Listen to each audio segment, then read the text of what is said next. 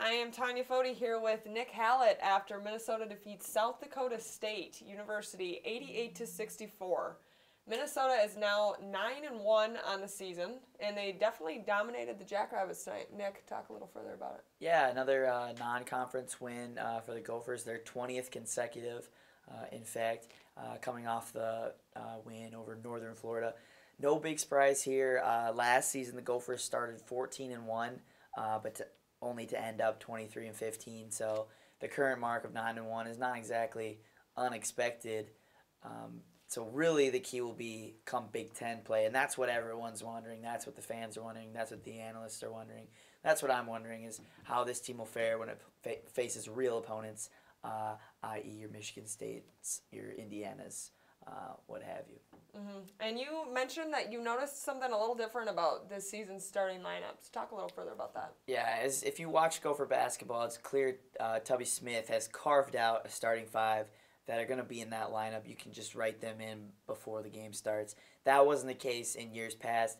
Tubby's bringing in new kids, not sure what he has in them, losing players to injury. Rodney Williams, as you know, is that name, that face that just sticks out for the Gopher program. Everyone knows him because he's been the only consistent player. But that starting five has been the model of consistency this season, and that is Austin Hollins, Dre Hollins at the 1-2 positions.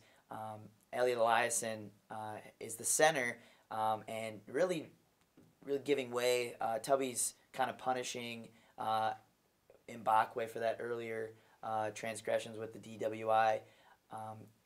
Not to mention his injury status, so he's trying to bring him back slowly. So I think we're going to see Eliason probably lose that job later in the year, but right now it's his to win, and he hasn't lost it yet. Rodney, of course, fills out that lineup with Joel Coleman as the two forwards.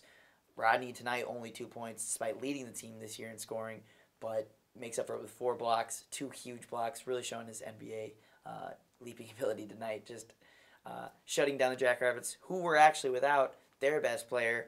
Nate Walters missed the game, averages 20 points plus a game, missed the game with an ankle injury earlier this week. So that really took a big aspect out of this game for the Gophers.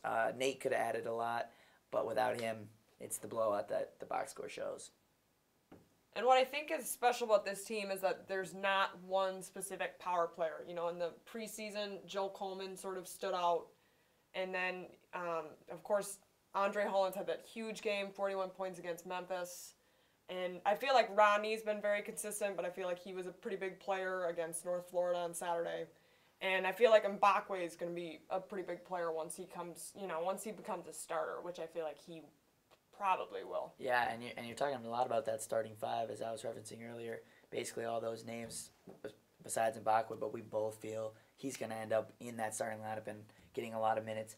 The one player left out, I would add, is that someone can take over the game as well, and that's Austin Hollins, usually known for his defense. Second in scoring tonight with 17 points.